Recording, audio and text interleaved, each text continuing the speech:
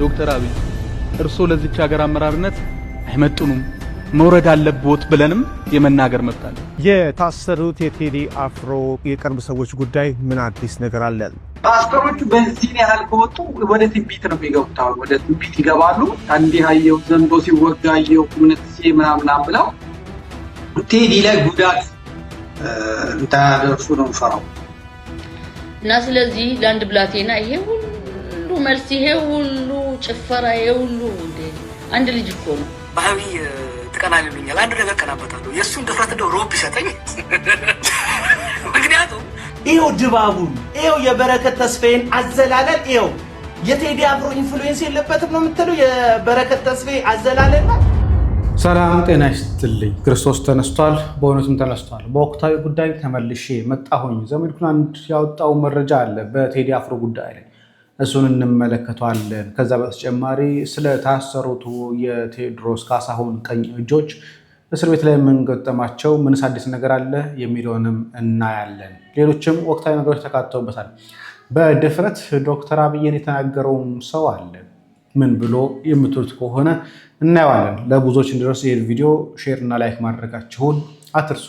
ከዚህ እንጀምር። የዳስታን መንፈስ ተወጋይ እኛ የወንጌል አማኞች እኛ ሕያዋን ስላለን ኢትዮጵያ ሀገራችን አልሞተችም። ነገሩ ፍንትው ብሎ አፍንጫ ሲነካ አይን ያለቅሳል ለካ የሚለውን አባባል የሚያሳይ ነው። ሰሞኑ ያልተንጫጫ ፓስተር ያልተንጫጫ የዛ ቤት ከፍተኛ አካል ያልሆነ የለም። ሁሉም በየፊናው እየተነሳ ያጓራል። ይህ ክፉ መንፈስ የሚያጓራው ለምንድን ነው ሲባል ዘፈን ስለተዘፈነ ሳይሆን እውነት ስለተገለጠ ከማን ጋር ማን ምን ይሰራል የሚለው ነገር ግልጽና በደንብ የሚታይ የሆነ እየመጣ ያለ ይመስለኛል። ለምንድነው ተለይታችሁ ይሄን ያህል የተንጫጫችሁት? እኔ እኮ ይሄ ክፉ መንፈስ የጥልቁ መንፈስ እያላችሁ ስትጮሁ የምር ተጋብታችሁ አልመሰለኝም ነበር። እንደው በየሆነ ሳይድ ትቃረናላችሁ የሚል ሐሳብና ፍላጎት ይኖራችኋል ብዬ ነበር የምገምተው። ለካ ተዛምዳችሁ አንገት እየተቆረጠ ጸጉር ሹሩባ ይሰራል የሚባልበትን ሁኔታ ደግፈ ክርስቶስ ኢየሱስ እያልክ ብትጮህ ምን ሊረባ? 21ዱ ስነ ፍጥረታት እንዲገብሩለትና እንዲገበሩለት የተሰራ የሰው ልጅ ከሰውነት በታች ከሰውነት ጠለል በታች ሆኖ እየታረደ እየተሰነጠቀ እየተገደለ ያንን እውነት ዋጥ ስልቅጥ አድርገ አገር እየተሰራች ነው አገር እየለማች ነው። ይሄ እኮ ከኃጢአትም በላይ ኃጢአት ነው። እናንተ የምትታበዩበት ዛሬም ደግሞአለሁ በፈሪሳዊነት ልባችሁ ያበጠበት ኃጢአት ነው ብላችሁ ከምትናገሩት ዘፈን በላይ የእናንተ ድርጊት ኃጢአት ነው። በጣም ተጋብታችኋል። መቼ ነው የምትወልዱት? በነገራችን ላይ በሚገርም ሁኔታ ተመልክታችሁ ከሆነ እስከ አሁን ድረስ ከመንግስት አካላት ይልቅ የፕሮቴስታንት ቸርች ላይ ያሉ አካላታቸው በጣም ነገሩን እያስጮሁት ያሉት ፓስተሮቹም ነቢያቱም በጣም እየተናገሩ እየጮሁ ያሉት ከመንግስት አካላትና ከመንግስት ሚዲያ በላይ ፓስተሮች ናቸው። ለምን? ምን ተገኘ? የተናገረው እንደው ከሆነ እንኳን የተናገረው መንግስትን ግን እየመለሱ ያሉት ሪስፖንድ እያደረጉ ያሉት ግን የፕሮቴስታንቶች ፓስተሮችና ነቢያት ናቸው። ምን አዛመዳቸው? የታሰሩት የቴዲ አፍሮ የቅርብ ሰዎች ጉዳይ ምን አዲስ ነገር አለ? ብዙዎች ቴዲ አፍሮን በቀጥታ ከመንካት ይልቅ በዙሪያው ባሉ ቁልፍ ሰዎች ላይ የስነ ልቦና ጫና ማሳደር ተጀመረ እንዴ በሚል ጥያቄዎች እያነሱ ይገኛሉ። በዚህ ሁኔታ ውስጥ የቴዲ አፍሮ ምክትል ማናጀርና ቃል አቀባይ እንደዚሁም የቅርብ ወዳጁ የሆነው የሱፍ ያሲን በፌዴራል ፖሊስ ቁጥጥር ስር ውለው ማደራቸው ይታወቃል። ፖሊስ ግለሰቦችን የወሰዳቸው ለጥያቄ ነው በሚል ሰበብ ነው። ግን እጅግ የሚያስገርመውን ነገር ልንገራችሁ። ቤተሰብና ጠበቆች እንዳረጋገጡት ግለሰቦቹ ታስረው ቢያድሩም እስካሁን ቃላቸው የተቀበላቸውም ሆነ ማስረጃ የጠየቃቸው አንድም የፖሊስ አካል የለም። በምን ወንጀል እንደተጠረጠሩ ለምን እንደሚፈለጉም የተነገረ ነገር የለም። ዝም ብሎ በማቆያ ማሰር ብቻ። የህግና የፖለቲካ ተንታኞች ይሄ ተራ የህግ ማስከበር ሂደት አይደለም ይላሉ። ሰዎችን ያለ በቂ ማስረጃና ክስ አፍኖ ወስዶ ጫና መፍጠር በቴዲ አፍሮ የጥበብ ስራዎች ላይ የስነ ልቦና ጦርነትና የስራ መስተጓጎል ለመፍጠር ሆን ተብሎ የተቀነባበረ ነው እያሉ ይገኛሉ። ያለ ፍርድ ቤት ትዕዛዝ ሰዎችን ማሰር ደግሞ የሀገሪቱን የህግ የበላይነት ክፉኛ ጥያቄ ውስጥ የከተም ተግባር ተወስዷል። ህግ አስከባሪ አካላት ምክንያቱን ይፋ አድርገው ቃላቸውን መቀበል ወይም በነፃ ማሰናበት አለባቸው የሚል ከባድ ጥያቄ የተነሳ ነው። እናንተስ ምን ታስባላችሁ? እንግዲህ ይህ መንግስት ማለት ትናንትና በስቲያ ሳቀብላችሁ እንደነበረው ዝም ብለን አናስርም፣ ለዘፈን ጉዳያችን አይደለም፣ በጀትና ጊዜ ለነዚያን ጉዳይ አናጠፋም ብለው የሚያስቡ ሰዎች ናቸው። በውስጥ ግን እያሰሩ በምን ጉዳይ እንደታሰሩ እንኳን ማይናገሩ ናቸው። ትናንትና በስቲያ ጸደቀ የተባለውን ህግ አስተውላችሁት ከሆነ ጠበቃ ሳይመጣ አልናገርም ብላችሁ ማለት ይቻላችኋል።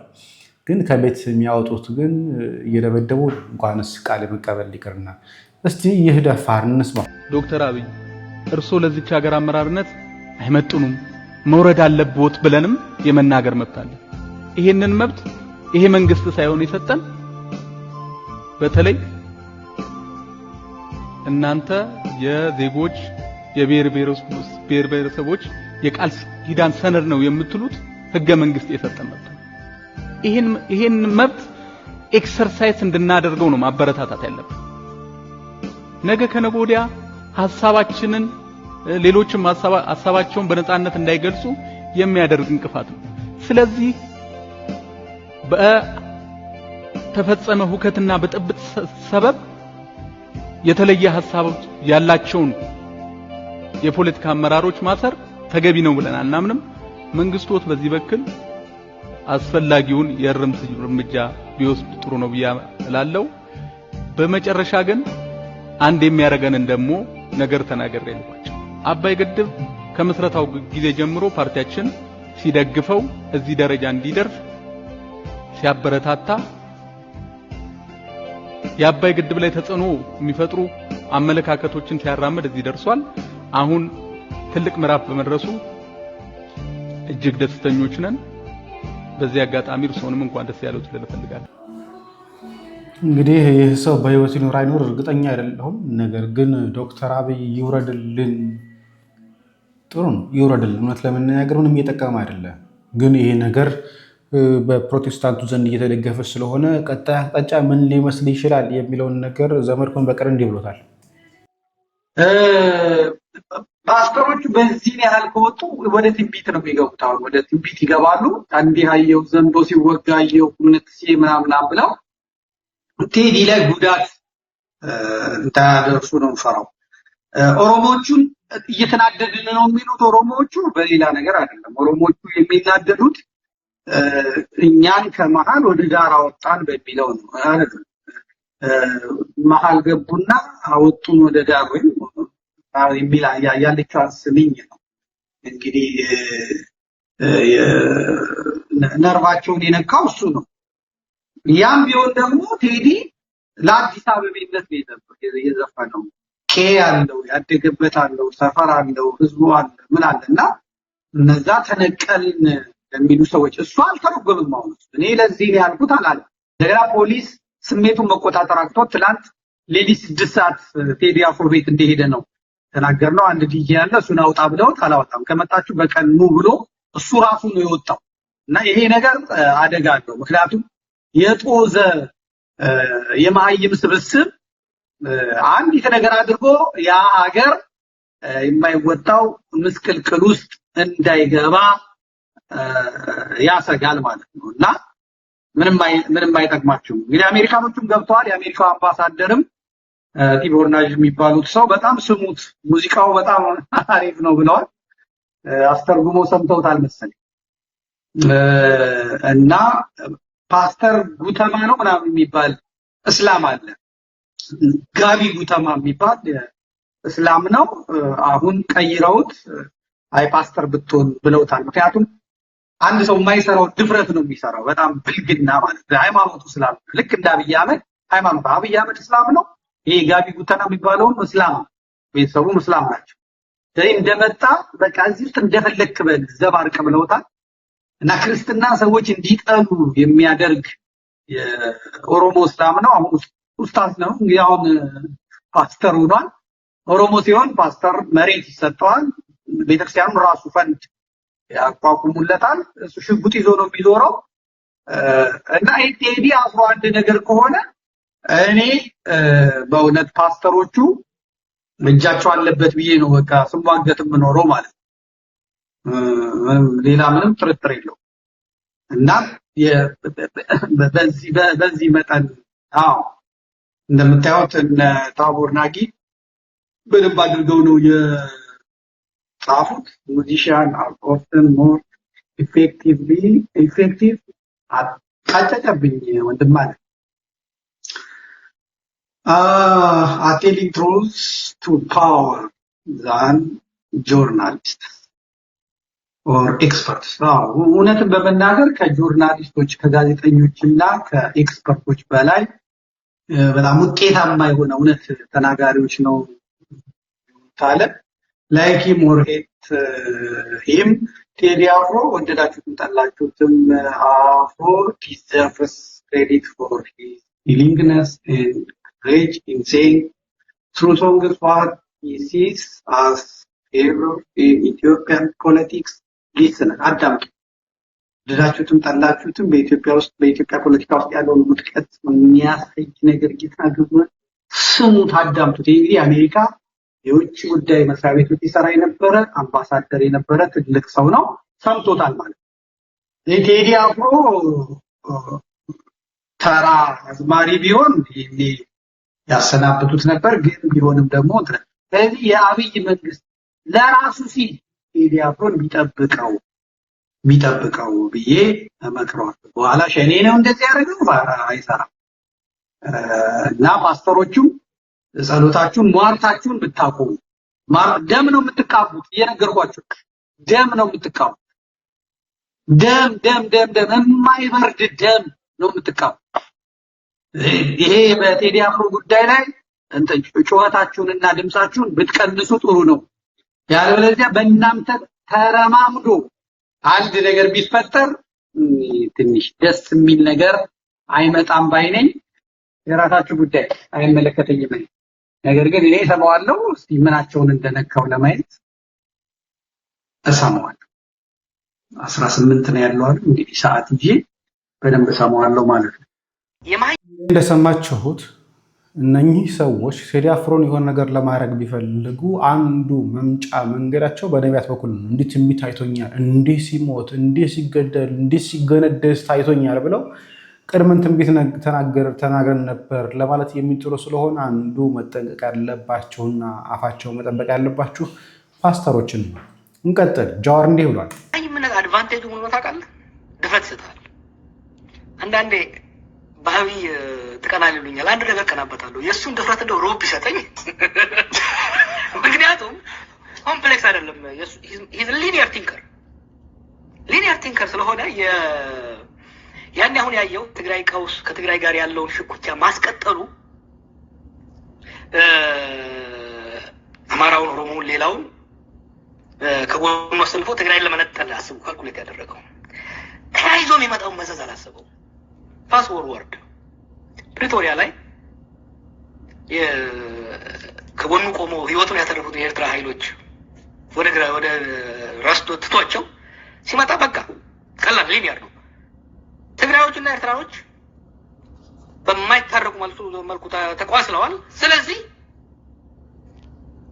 ትግራዮች ኋላ ብቻ ሄዱና ካላቸዋለሁ ሄዳው ከኢሳያስ ጋር ይወሶ ሹር አባውት በነገራችን ላይ የሰማሁትን እኮ ነው የምነግርህ what could go wrong አንዳንዴ እኮ እኛ ትንሽ መማርም ትንሽ ወጣ ብለህ ነገሮችንም ማየት ይሄ ሊሆን ይችላል አትሊስት 10% ላይሆን ይችላል ብለን መታሰብ እሱ ጋር የለም 100% ይሆናል he was so sure that የትግራይ ኃይሎችን ይዞ ኤርትራን እንደሚደቁሳት እርግጠኛ ነበር he never thought what if ብሎ አላሰበው ከዛ በኋላ ነገሮች እንደምታውቀው ተቀያይሮ መጡ ነገ ምን ይመጣል የሚል ደንቶም አይደለም የዛን ያህል የማሰብ ስነልቦናም እውቀቱም ብቃቱም የለው እውነቱን ነው የማህየም ጥርቅም ያለው እውነቱን አያስብም አርቆ አያስብም እነሱን ኤርትራውያንና ትግራዋይን አጣልቶ ሱዳር ሆኖ ለመመልከት ነበር ያሰበው የነበረው እንደተባለው ማለት ሆነለትም እስቲ አንዷ ሙስሊም ቴዲ አፍሮ የአጼዎች ናፋቂ ለምትሉ ሰዎች መልእክት አለኝ ብላለች እኔ የምቃወምና የምደግፈው ለዚህ ብላቴና በጣም ብዙ መልስ እየተሰጠው ነው ያለው። አጼዎችን ናፋቂ ይባላል፣ የድሮ ስርዓት ናፋቂ ይባላል ምናምን ነገር። ግን አንድ ታሪክ ማታውቁት ነገር ቢኖር ይሄ ልጅ ቢያንስ አጼዎችን የሚናፍቅ አይመስለኝም። ምክንያቱም ዘፋኞች በአጼዎች አይን ምን አይነት ቦታ እንደነበራቸው ጠንቅቀው ስለሚያውቁ አጼ የሚናፍቅ ዘፋኝ የሚኖር አይመስለኝም። ይሄ ደግሞ ምንም አይነት ዕውቀት አያስፈልገውም። ታሪክ ማንበብ ካልተቻለ ፍቅር እስከ መቃብር አንብቦ መረዳት ይቻላል። አዝማሪ ወይ ደግሞ የእጅ ስራ የሚሰራ ሰው ወይ ደግሞ ሙስሊም የሆነ ሰው በአጼዎቹ ምን አይነት ችግር እንደነበረ ሁላችሁም ታውቁታላችሁ። ምክንያቱም ኤርትራንም ኢትዮጵያንም ጠቅልለው ገዝተው ስለነበር የዛ ችግር ተካፋይ እንደመሆን መጠን መናገር እወዳለሁ ማለት ነው። ስለዚህ ይሄ ልጅ ገና 40 ዓመት የሞላት አይመስለኝም። ግን የችግሩ ተጋፋጭ አንዱ እንደተጎዳች አድርጋ ትናገራለች። ሁለት ነገሮችን ላንሳ። ሲጀምር አጼዎቹ ዘፋኝን የሚጠሉበት ምክንያት የላቸውም። ጦርነት ክተት ነጋሪት ስሉ አንዱ የሚሄዱበት መንገድ በእንዲህ አይነት ነው፣ በሽለላ በዘፈን በቀረርቶ ነው ህዝቡን ወደ ጦርነት የሚመሩት። ስለዚህ የሚጠሉበት ምክንያት የለም አለስ ከሌላ ነገር ጋር የተያያዘ ጉዳይ ወይ ደግሞ መፈንቅለ መንግስት ያስባል በሚል እሳቤ ወይ ይቀሰቅሳል የሚል እሳቤ ካለ የትኛው መንግስት ሊቃወምብኝ ነው መንግስት ሊፈነቅልብኝ ነው ካለ በንግስናው ስለማይደራደር እንጂ ከዛ ውጭ ዘፋኝ የሚጠሉበት ምክንያት የለም። ምናልባት ታሪክ ፍቅር እስከ መቃብር ነው በሆናል የተለየ ነገር የለውም። ሁለተኛ አጼዎቹ ሙስሊሞችን ይጠላሉ አሉ። ምናልባት ያ ታሪክ ያነበሹ ታሪክ የአህመድ ዲጀበል ከሆነ እርግጠኛ አይደለሁኝ። ሌሎች ታሪኮች ላይ ስናቀው ግን አጼዎቹ ንጉስን አይጠሉም። አጼ ሚኒሊክን ብናነሳ ከአባ ጀፋር ጋር አብረው የዘመቱ ሰው ናቸው። ሙስሊሞችን አብረው ይዘው የዘመቱ ናቸው። ምንም እንትን አይደለም። ምናልባት አጼ ቴዎድሮስን ሊያነሱ ነው። አጼ ቴዎድሮስ ደግሞ ያደረግበት ምክንያት ደግሞ ከዛ በፊት የነበረውን ጉዳይ የሚረሳ ነው ብዬ አላስብም። ስለዚህ የአህመድ ዲጀበል ታሪክ ማስነገኝ ጥሩ ነው። ሌላው ሀሳብ ግን እንስማ። አጼዎችን ሊናፍቅ አይችልም ለማለት ነው።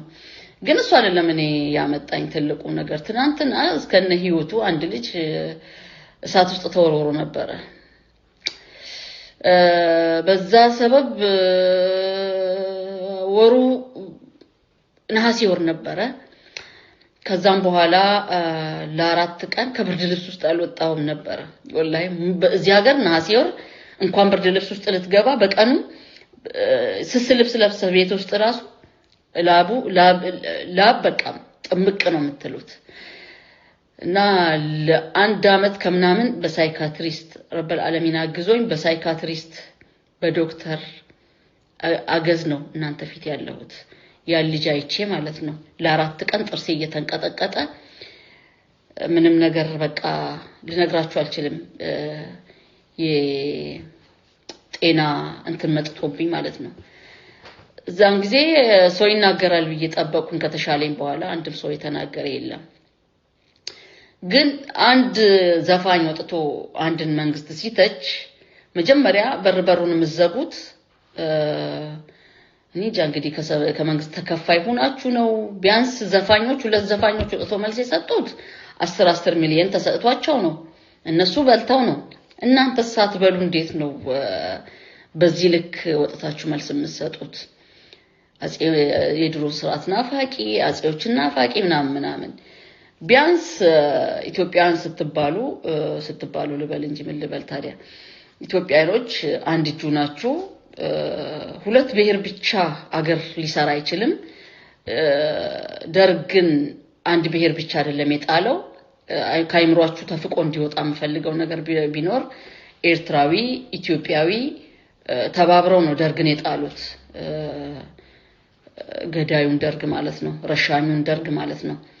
ቢያንስ ይሄ ሰውዬ በዚህ አይነት አይገፋም ብላችሁ ተስፋ ቆርጣችሁ ቁጭ ያላችሁ ሰዎች ቢያንስ ከኤርትራ ጋር ተስማምታችሁ ብሔረሰቦች ስርዓቱ ከተስማማችሁ ይመቻችሁ፣ ችግር የለብንም። እኛ እንደ እንግዳ ነው የምንኖረው ሀገራችሁ ላይኛ። ላኪን አገር አለን ካላችሁ አይ ሀገራችን ሰላም ትፈልጋለች፣ ንጹህ ህሊና ንጹህ አእምሮ ያለው ትውልድ መተካት አለበት ካላችሁ ግን ይሄ ሰውዬ ቀንና ሌሊት ልትሰሩበት ይገባል። በኦሮምኛ እንደዚህ ስል ልክ የኦሮሞን ህዝብ የነካው እንዳይመስላችሁ 90% የኦሮሞ ህዝብ የሚደግፈው አይደለም። ያው እነ ራቹ እነ ምናምን በኦሮምኛም እንደሚያወሩ ያያዋቸው ነው። ይሄን ሚዲያ ናጣችሁት እኮ ምናምን ነገር መናጥ ታውቃላችሁ። እንትን ምንድነው የሚባለው መግፋት ያ ረቢ ደኺለክ ምንድነው ያ ረቢ እርጎ ተገፍቶ ቅቤ አይደለም የሚወጣው በኦሮምኛ ነው የሚለው። ይሄ ሚዲያ ናጣችሁት እኮ ይሄ ትውልድ የት ይገኛል ምናምን ወደፊት በኦሮምኛ ነው የሚለው። በአማርኛ ግን ጨዋጫዋ ነው የሚጫወተውና እነሱ በኢህአዴግ ጊዜም በወያኔ ኢህአዴግ ጊዜም ድንጋይ የወረወርን ነበር አምቦ ላይ ሰው አናሰራም ነበር እንደዚህ እናደርግ ነበር። ያው ነባር እንትኖች ናቸው ነባር ወከባ ሰሪዎች ናቸው።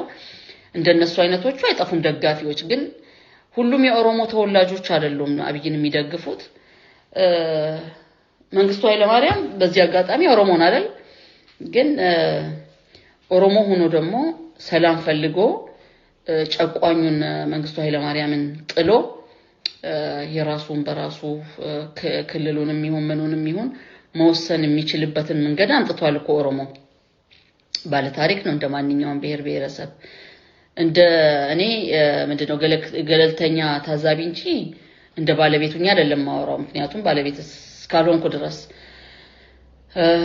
ነገር ግን ተባብራችሁ ቢያንስ ይሄ አልገፋም ምንም አይነካኝም ለሚለው ስርዓት የማነው ሰሙ ለምትደግፉት ደግፉት ለተመቻችሁ ይመቻችሁ ማንም ሰው አያስገድዳችሁም። በዛ ልክ ለተቃዋሚም ደግሞ ቦታ ስጡ። አልተመቸንም ላለ ኢትዮጵያዊ አልተመቸንም የሰውዬ ላለ ኤርትራዊ ቦታ ስጡ። ለናንተም እንትን እንደሚሰጥ ቦታ እንደሚሰጥ መብት እንዳላችሁ ሁሉ ሌላውም መብቱን አትክፈፉት። ይፈልገውን ይስፈን ይፈልገውን ይበል። እነዛ ብር የበሉት 10 ሚሊዮን ወጪ 20 ሚሊዮን ወጪ የተደረገላቸው ሁለት ዘፋኞች እንዴ ይሄ እኮ በጣም እንትን እኮ ነው። በአቋራጭ ቴዲ አፍሮ እንጀራቸውን ከፈተላቸው ተረስተው ነበር። ሌሎችም አብሮ የሚያጨበጭቡትም ይመቻቸው። ግን ኦሮሞ ሆኖ ይሄን ሰው የማይደግፉ አሉ። ይሄ ስርዓት የተመቻቸው ደግሞ ሌላ ብሔሮች አሉ። እነሱም ደግሞ ያው ገቢ ባይኖራቸው እንደዛ ያደርጉም ነበር። ገቢ ስላለ ነው ያው ኢትዮጵያኖች እናቃቸዋለን። አብሬያችሁ መሐላችሁ ስላደኩኝ በደንብ ነው ማቃችሁ። እና ስለዚህ ለአንድ ብላቴና ይሄ ሁሉ መልስ ይሄ ሁሉ ጭፈራ ይሄ ሁሉ እንዴ አንድ ልጅ እኮ ነው ኧረ ይመቸው ይሄ ልጅ እንዴ አንጫጫው እኮ እንዴ 17 መርፌ ሲል እኮ አንድ ሰው አልተናገረውም። አንድም ሰው መጥቶ መልስ አልሰጠም። ወይ በራስ መተማመን ያመሰግናለሁ። ደህና ምሹሺ ይመስለኛል። ያው ኤርትራዊት ትመስለኛለች። የተናገረችው ነገር ያው በከፊል ትክክል ነው። የተናገረችው ነገር በደንብ አንጫጭቷቸዋል። በአንጻሩ ግን የሚመለከታቸው አካላትም ብር ስለሚሰጣቸው ብቻ ዝም ያሉ ደግሞ 20 ሚሊዮን ብር ተከፍሏቸው 10 ሚሊዮን ብር ተከፍሎ ደግሞ ምን ላይ ሰጥተናል ያሉ ሰዎች ደግሞ አይተናል። የሆነ ሆኖ ግን ሐሳባቸውን አሳውቁ። እኔ የሚለው ልጅ አሁን ዳንሱን ጭፈራው ናይት ክለቡን ይኸው እስቲ ኮንሰርት ብለህ የምትሄድበትን ቦታ ይኸው ድባቡን ይኸው የበረከት ተስፋዬን አዘላለል ይኸው የቴዲ አፍሮ ኢንፍሉዌንስ የለበትም ነው የምትለው? የበረከት ተስፋዬ አዘላለል ላይ በረከት ተስፋዬ መድረክ ላይ የሚዘለው ባንዲራ የሚያደርግበት የኢትዮጵያ ባንዲራ የሚያደርግበት ስታይል ከቴዲ አፍሮ የኮንሰርት ስታይል አይደለም ይወሰደው? ለምን እንወሻሻለን? ለምን በውሸት እንቀበዋለን? እውነተኞቻችንን ገፍተን እያስወጣናቸው እኮ ነው። ልክ እንደ ደረጃ አይነት ሰዎች እውነትም የሚወዱ ሰው የሆነ ከዝባዝንኪ ጋር መተባበር የማይፈልግ ደረጃ ልክ ነው እያልኩ አይደለም። እኔ ደረጃን ወደዋለሁ። ማናችንም እንወደዋለን። ሌጀንዳችን ነው። እና በቴዲ አፍሮ ኢንፍሉዌንስ ውስጥ ሆናችሁ የሱን ዘፈን ሰምታችሁ የሱን ጭፈራ ወስዳችሁ የሱን ባንዲራም ጭምር ተጠቅማችሁ እየዘለላችሁ ተመልሳችሁ ቴዲ አፍሮ የምትወቅሱበት ብርታቱን ከየት አመጣችሁ እያሉ ነው አቤል። እናመሰግናለን። እዚህ አላብቃሪ አዲስ መረጃ ካለ በሌላ መረጃ መመለስ ይሆናል። ሰላም እግዚአብሔር ከእናንተ ጋር ይሁን። ቸር ቆዩ።